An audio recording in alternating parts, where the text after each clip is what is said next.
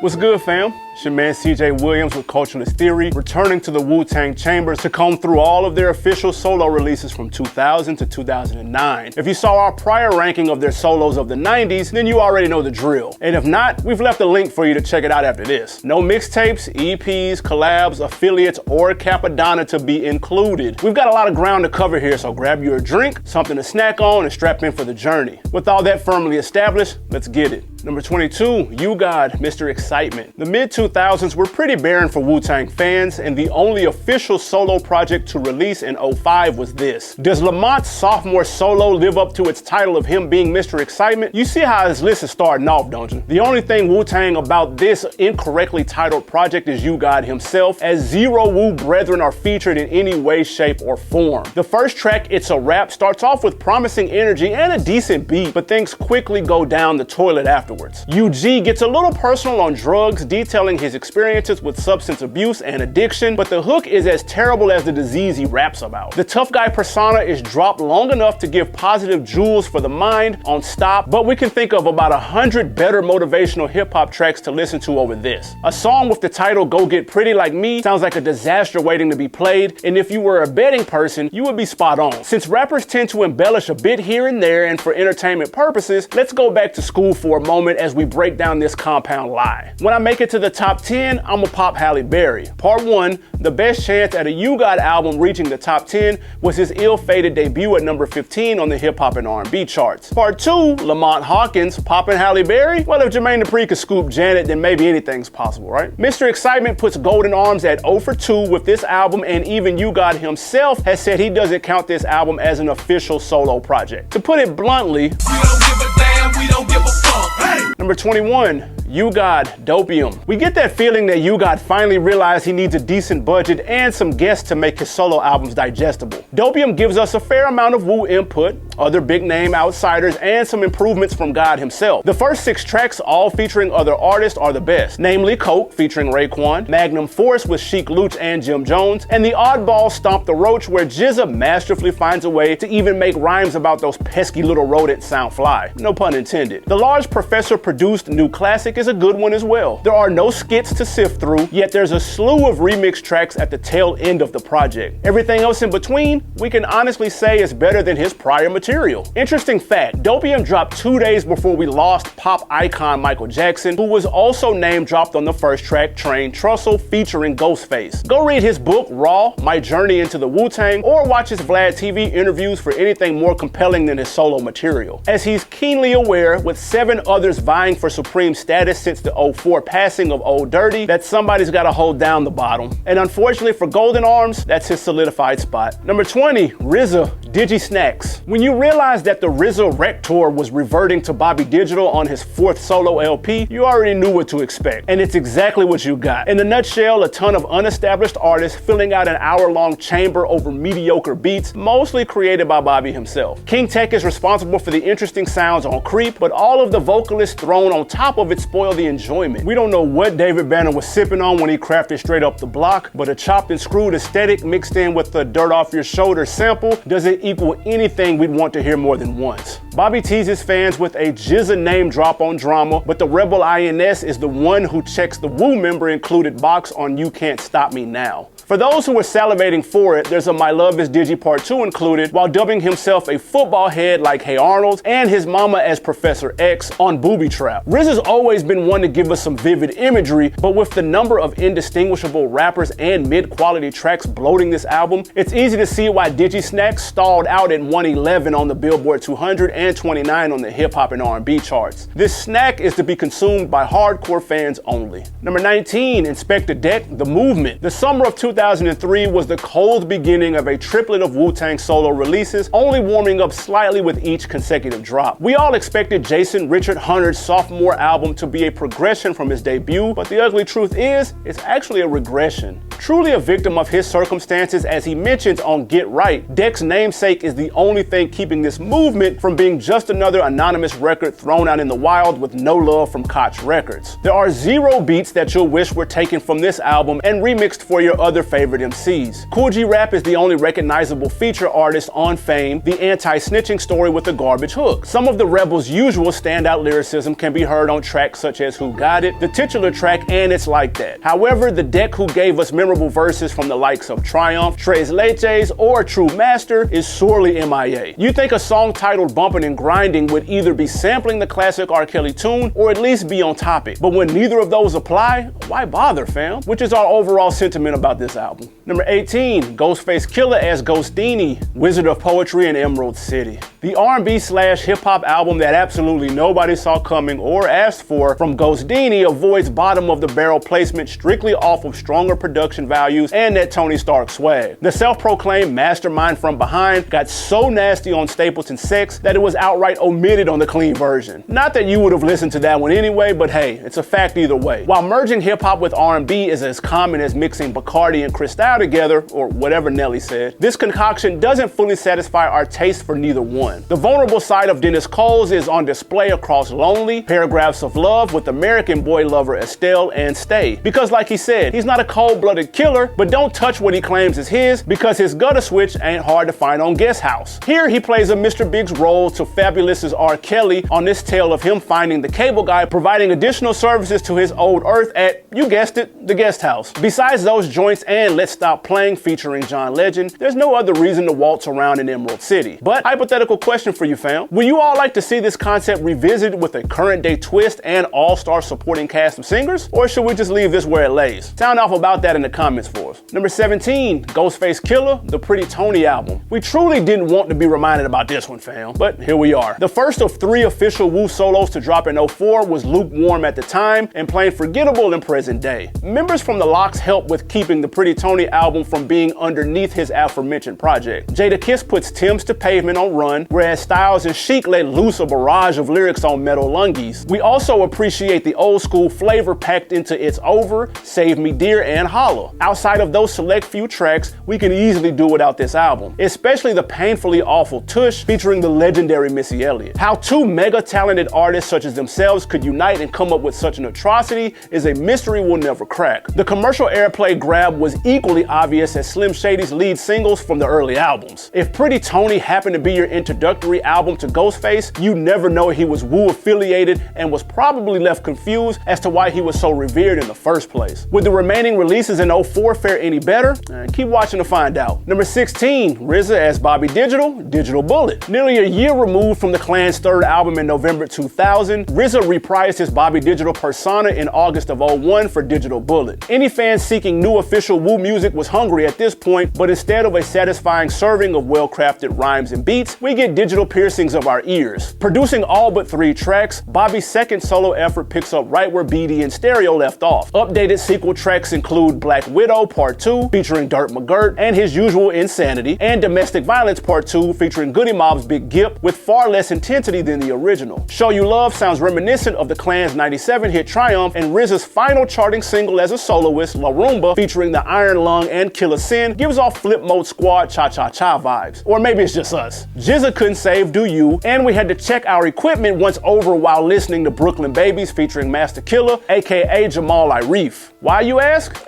Because of its disjointed, sluggish start before immediately speeding up and then back down towards the end. The majority of what's here is just plain mid, there's no other way to shoot it out. And if that's what you enjoy, well, this bullet's got your name on it. And for the diehard Bobby Digi stands, we're sure you're already up on this 2022 EP, The Pit of Snakes. We love to hear which BD era you enjoy most in the comments. Number 15, Ghostface Killa, Bulletproof Wallets. Something happened with Dennis Coles between Supreme Clientele and Fishscale. Whatever it was left us with 2 consecutive projects that were quite underwhelming, and Bulletproof Wallets was the first. And don't let a front and center Raekwon on the album cover fool you, because this is equally as much an introduction to his Theodore Unit crew, which is part of the problem. The other is it simply being a product of its era, which doesn't typically affect Wu-Tang related joints, but there's always that exception. The Forest will sound awfully familiar to those who have heard the late Coolio's Ghetto Cartoon. Ghost Showers is another track that's aged poorly. The seeds for what led to the Wizard of Poetry experiment were supplanted here with the mainline single Never Be the Same Again featuring Carl Thomas and the lackluster Love Session with Rough Ends and their low-budget attempt at a Case and Joe emulation. A few decent darts like Maxine, The Hilton, and Walking Through the Darkness lack the Kevlar strength to protect this body of work from self-inflicted hollow points of mediocrity. We can only assume that it releasing about a month before the Clan's fourth LP, Iron Flag,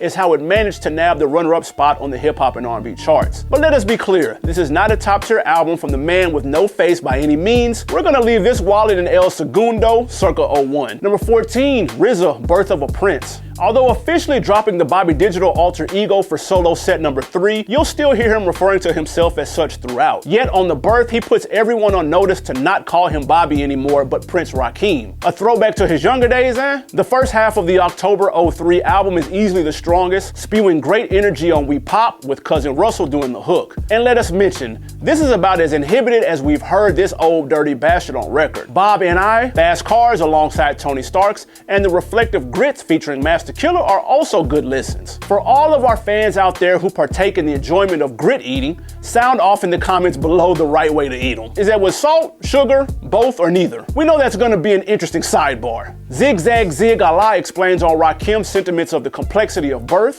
Thinking how hard it was to be born, me being queen with no physical form. On See the Joy, which is about as close to a life reproduction lesson in rap you'll ever hear. While throwaways like Drink, Smoke, and Fuck, You'll Never Know, and Wherever I Go won't be bringing in any new followers, overall Birth of a Prince certainly tops his prior microphone exploits. Number 13, Inspectah Deck, The Resident Patient. Following the flatlining of his sophomore flop, the rebel remained relatively quiet, and that's likely because he was a resident patient at the School of Underground Rhymes that aren't completely whack.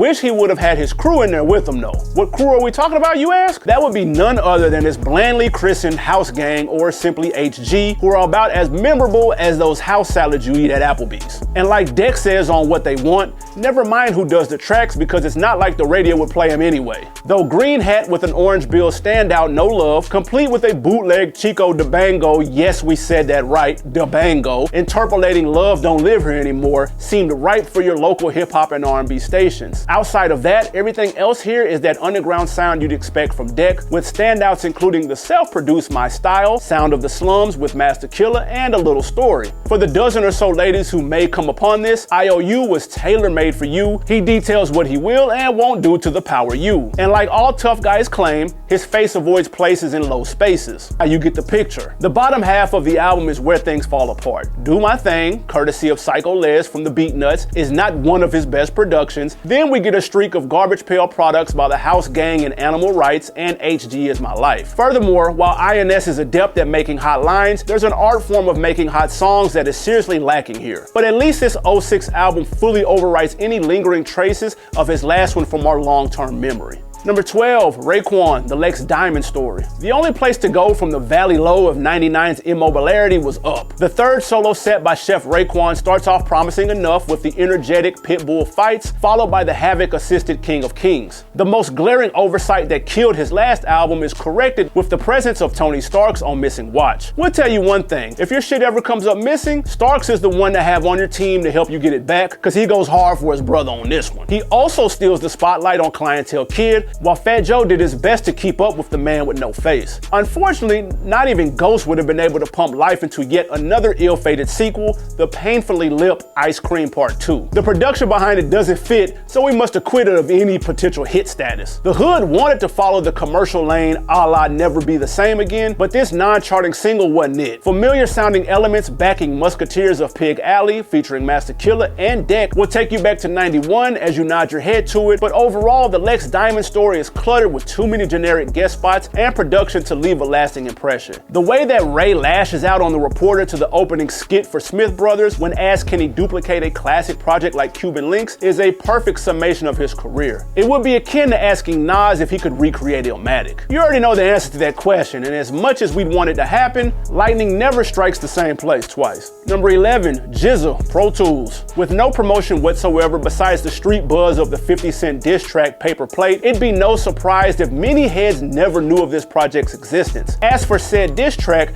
Gary took the high road and didn't go below the belt, but certainly delivered some sharply pointed daggers at the GGG unit boss. Curtis never bothered to respond to it though. Highlights on the album include 7 Pounds, groundbreaking with his C Justice Kareem, and Pencil alongside RZA and Masta Killa. Cinema is where GZA sounds the most engaged, as he rhymes in a scary narrator's voice throughout, while 0% Finance is his concept rhyme where car brand models are the subject. You'll definitely have to replay it a few times to catch them all. Perhaps the most truthful line or damning statement, depending on your viewpoint, from Rock Marciano on Short Race. More bricks than when the Knicks is on, I'm sitting on.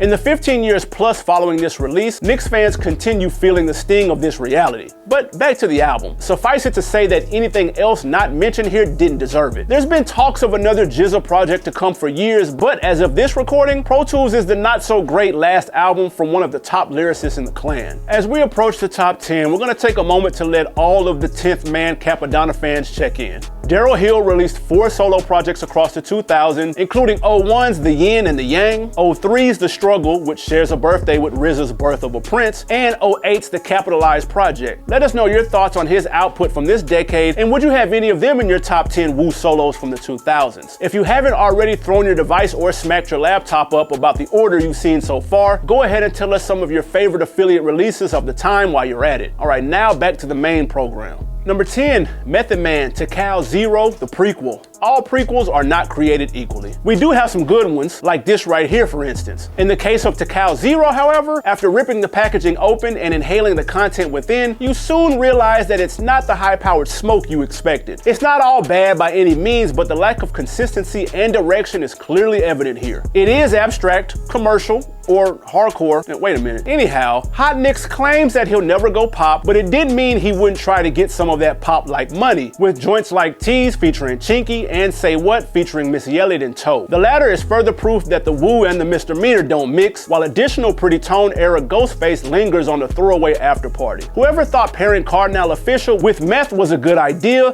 is hopefully no longer in the business because he only distracts from Baby Come On. I mean, how hard would it have been to just get the name checked Old Dirty on there, or just use his voice sample from the song of the same name instead, bro? Also, being this is a prequel and all, a track giving us some backstory on where a young Clifford Smith came from would have been much appreciated. At least Street Life's present is restricted to 3 songs, and we get a dope RZA produced Dart, The Turn alongside The Shelf. We Some Dogs with Redman and Snoop, and Rodeo with that nigga named Luda are more good looks. But the best one by far is the high energy freestyle fest on What's Happening featuring Busta Rhymes. A smart move using that as the lead single. It helped make this prequel the Tekashi Stallion's 3rd consecutive album to top the hip-hop and R&B charts. Sales-wise, it dropped to gold status instead of the platinum plaques he'd become accustomed to, leaving us with one final Wu album for 04. But first, we've got a few more to cover before we get there. Number 9, GZA, Legend of the Liquid Sword. The only one to come through for the Wu in 02 was the GZA at the tail end of the year with Legend of the Liquid Sword. And with that title bestowed upon it, you'll soon feel the need to just go back to the original after taking in this record. We'll mark it better than its preceding album, but the original Liquid Swords cannot be surpassed. Par for the course, production is off balance and doesn't always match the strength of a genius pen. See Stay in Line, Sparring Minds with Rebel INS, or the title track as examples. The single Knock Knock is dope though, especially seeing how he masterfully describes a particular bad boy for what could be a great question on Jeopardy.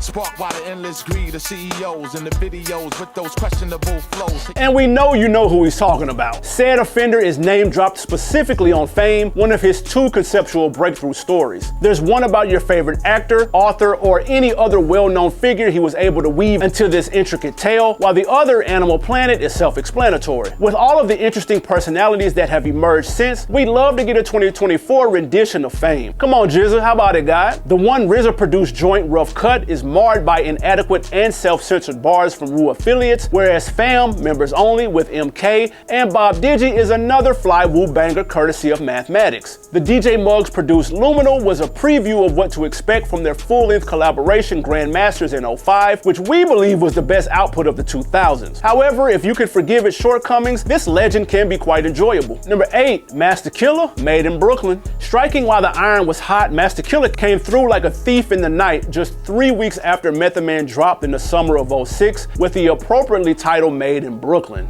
Having established himself with his debut solo 2 years ago and not bound to unrealistic measures to live up to, Irif does a little bit more experimentation this go round. We're specifically talking about the album closing Lovely Lady with some island rhythms that we never saw coming and the R&B lace Let's Get Into Something that counts as a little something for the ladies. Whether either one will appeal to the typical Wu consumer all depends on your ear, but they're not half bad if we're being honest. An unforeseen gem comes from the younger guys by way of Kareem Justice, Young Prince, and Shamel Irif on Then and Now, who've clearly been studying their elder lyricists' work. Brooklyn King, Street Corner with Deck and Genius, and Iron God Chamber featuring U-God, RZA, and Meth deliver more of what Wu fans were sorely missing throughout most of the decade till this point. Even the Wu affiliates Posse Cut East MCs is a good listen with stumbles kept to a relative minimum along with the overall runtime of just over 50 minutes. Irif's Summer Jam of 06 is a pointed dagger reminding everyone to never overlook the underdog. Number 7, Method Man 421, The Day After. 2006 was the most active year of the decade for the original members of the group, with Tony Starks responsible for half of the year's output. While we don't know exactly how he felt about Sean Carter's dark era reign as Def Jam label head, his brother the Iron Lung made it as clear as mud, sans mentioning him outright on the lone overlooked single Say. A lot of niggas and chicks started acting strange. Even labels turning their backs and started backing lanes. And that's all they got to say about that. Apparently the Eric Sermon produced track was hoping to replicate the successful formula of his 2001 hit Music by sampling an unplugged era El Boogie for the song's hook. However, it's likely that only the most diehard Meth fans caught wind of this song upon its release. Since Hove didn't do it at the time, we're gonna pick out a few other tracks that give us singles vibes. The most obvious would be Let's Ride featuring Genuine, followed by Forever featuring Megan Rochelle. We'll take this over that Ice Cream 2 joint every time. Additional heaters buried in here include Fall Out, The Glide featuring U-God and LA the Darkman, and the stellar Presidential MC featuring the RZA. The latter two also feature Raekwon and production by The Abbott. If our pleas could be heard by the streaming gods that be, we'd trade out Konnichiwa Bitches and Ya Mean featuring Fat Joe and Styles P for Problem and Walk On featuring Redman. YouTube's your only hope of hearing them now if you don't already have the album.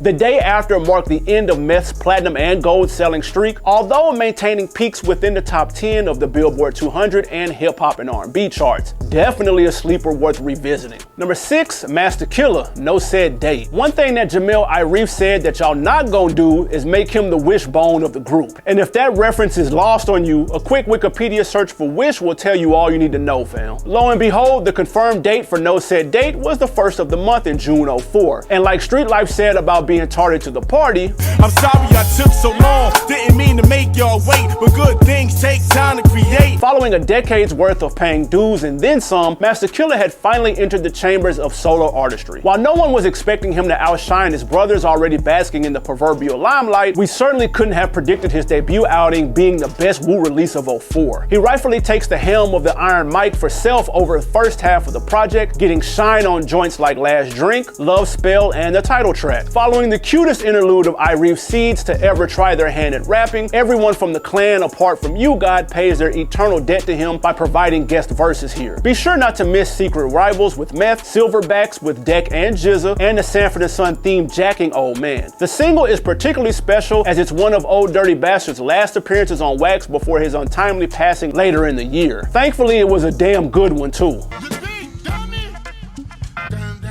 I rock the mic and make the crowd say ho.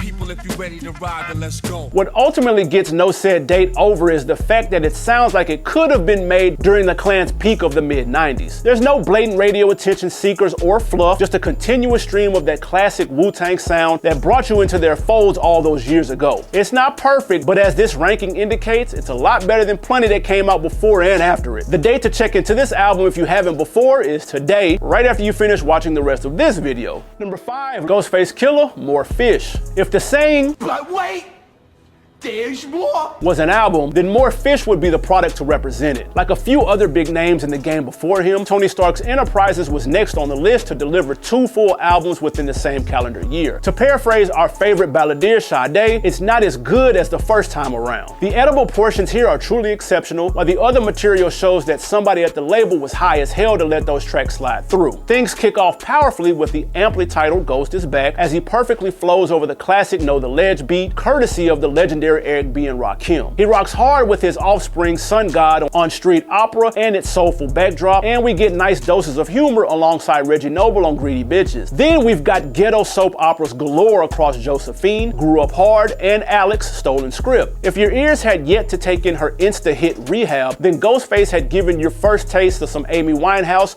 on You Know I'm No Good. However, the placeholders that help boost the track listing up to 17 really take away from this plate of fish, tossed salads, and rap ballads. That includes Miguel Sanchez, Black Rock, Guns N' Razors, and Good, which contrary to its title, is bad. And we mean really bad. And he was kind of pushing it with another mix of Back Like That, but rocking new verses from Starks and vintage era Kanye in the mix, we'll give it a pass. In the end, More Fish couldn't have come at a better time, as it was the only meal to satisfy the hunger for Wu-Tang for a full year ahead, save for whatever mixtapes you could get your hands on. Number 4, Ghostface Killa, The Big Doe Rehab. The final month of the year in 07 was the only time where us Wu fiends got served something new. You had your choice of the Clan album 8 Diagrams that arrived on the 11th, and the one we're about to dig into now that came a week prior on the 4th. Sadly enough, it was also the same day that Texas legend Pimp C took his last breath. Rest in peace. If you've been rocking with us for a while now, then you're keenly aware of how we feel about 8 Diagrams. Hopefully, you eagerly spent your cheese on the Big Doe Rehab instead. Would have been nice if he was able to convince Amy to join him at this rehab, but obviously her answer was no. Fortunately, there was plenty in this high-dollar facility to keep fans rocking into the new year and beyond. That includes the highly visual story on Yolanda's house with Meth, Rec Room Therapy with You God, and Slow Down featuring Chrisette Michele, with the former two including Lex Diamond. Always knowing when to throw in the familiar samples for fan enjoyment, you'll also want to run back Super GFK, Killer Lipstick with Johnny Blaze and Ireef, and We Celebrate alongside your favorite DJ, Kid Capri. There's not too much to be mad about here, as Ghostface continued to hold it down throughout yet another Wu drought. Number 3, Ghostface Killa, Fishscale. Finally returning to form more than halfway into the new millennium, Ghostface Killa's focus was properly re-centered on Fishscale. Not only was it the best Wu-Tang album to bow during that year, but it was also one of the top hip-hop releases overall during said period. Yet the big Def Jam machine couldn't even push 500,000 units out the door. Blame it on the man who guessed selling CDs was like selling kilos of that white powder. Simply releasing the Pete Rock hymn to be easy as a street single and pairing him up with label mate Neo for Back Like That as the crossover joint didn't do the project any favors. Although we love Tony's request for the chick's whole finger back since she couldn't pull the ring itself off. 9 Milli Bros is one of the few later era joints that banded the majority of the clan together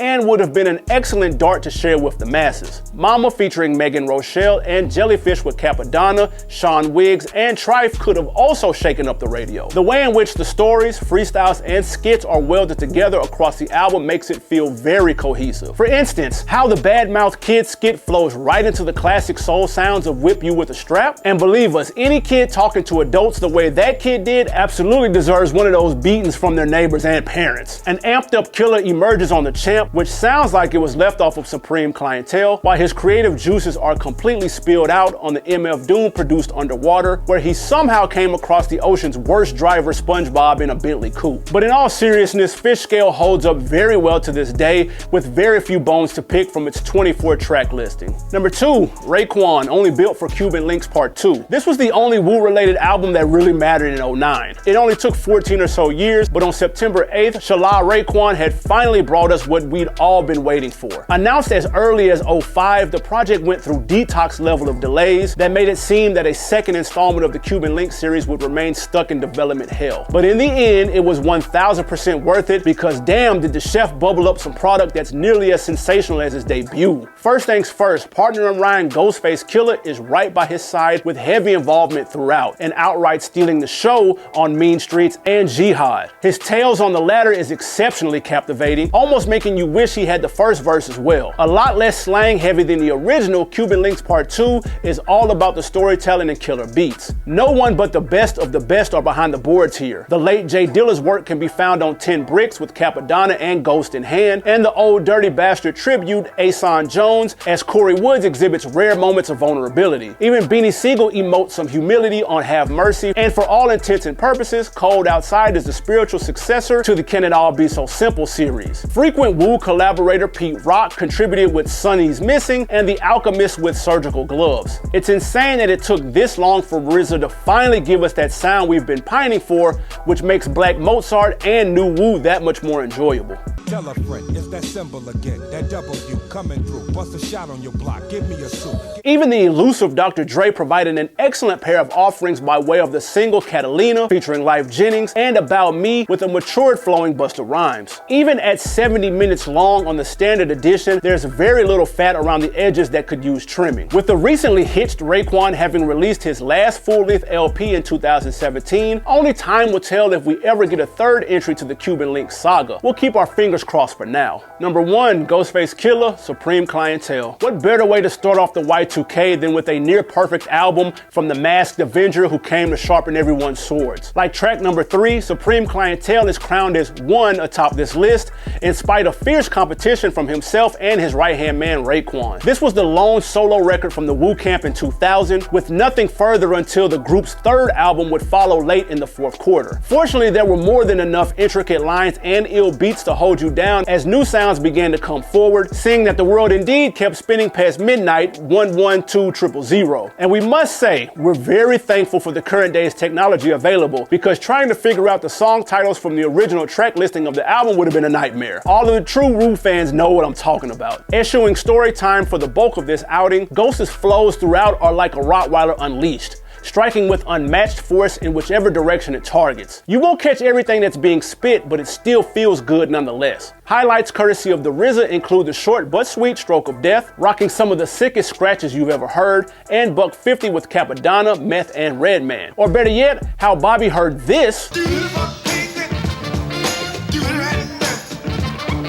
by your eccentric Uncle Rufus Thomas, and then transformed it into this. We on the balcony, then one of y'all amalgamation, and somebody might catch a Kennedy, yo. Let me adjust my lens through these binoculars, I paid 5G. Bass thumping The Grain is absolutely genius if you ask us. A la Mathematics style closely mimics the RZA sound on Mighty Healthy, and closeout posse cut Wu Banger 101, both candidates for heavy replay. And how could you forget Clyde Smith's rebuttal to up-and-coming Queens thug Curtis Jackson's How to Rob at the end. As for the singles, look, we're gonna keep it a buck on Shay Shay La Ghost. It's a dumbed-down, made-for-radio special that's strictly carried by that hummable melody. Ghost and You God barely cough up 8 bars apiece, and thankfully this out-of-place filler is the only one of its kind. As for Apollo Kids with Ray, well, the instrumental paired with the video may prove more enjoyable than simply playing the song as part of the album. Alright, there goes our hot takes for y'all to have fun with down in the comments. Again, we can only chalk it up to timing as to how Clientele still managed to move $500,000 based on those joints, just as college students were figuring out how to bootleg it through Napster. While he has yet to replicate those numbers, this Mighty Healthy record as a whole has proven to be the most supreme recording from D.